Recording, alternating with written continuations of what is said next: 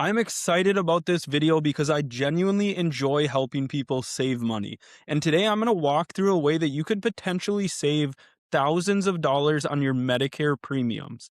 If you've recently started or if you will be starting Medicare soon, there's something really important that you need to understand. Medicare premiums are based on your income from 2 years ago. So if you retired recently, Medicare could be using old working income to calculate your premiums, even though you don't earn that income anymore. Today, I'm going to show you a completely legal way you might be able to reduce your Medicare premiums and potentially save thousands. Let me show you exactly how to do this. Medicare uses a 2-year look-back rule to determine your Medicare premium costs. You might hear this referred to as IRMAA, Income-Related Monthly Adjustment Amount.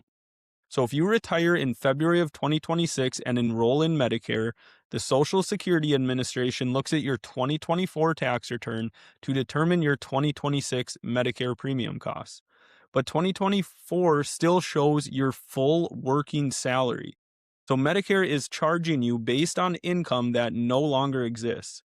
Let's look at an example of this. This is a single filer. Now the math changes for a married couple, but the concept remains the same. The IRMAA brackets also adjust each year, so keep that in mind as well. 2024 for this single filer had $230,000. Think of a scenario, it's like the last year of working, probably at their highest income or close to it that they've made.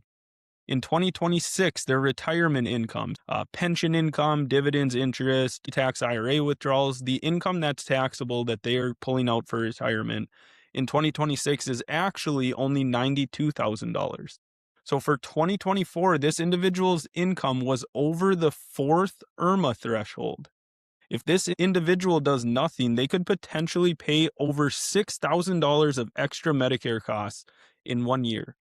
Now let's look at their actual 2026 estimated retirement income when there is no longer working income. The left part of the screen shows income above the fourth IRMAA line, and the right side of the screen shows the adjusted income below the first IRMAA line. Here's what most people don't know.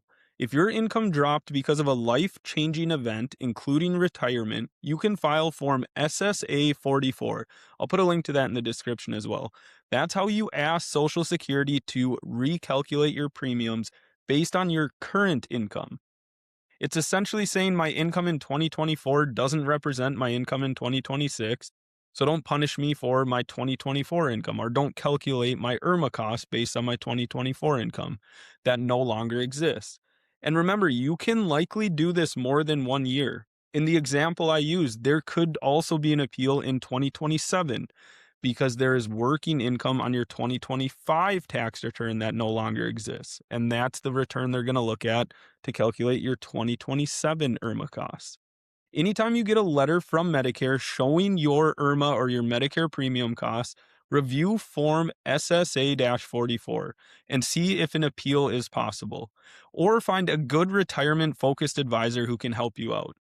A life-changing event includes marriage, divorce, death of your spouse, work stoppage or retirement, work reduction, loss of income-producing property, loss of pension income, and an employer settlement.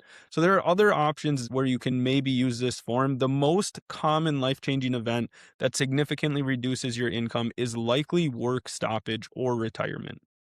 Another thing to note, even though your income is reported on a joint tax return if you're married filing jointly, each spouse's IRMAA is assessed separately, so each spouse needs to submit their own SSA-44 if you're both in a situation where you no longer have working income and you want to make an appeal. And as always, remember, money is a tool, knowledge is freedom, and planning is power.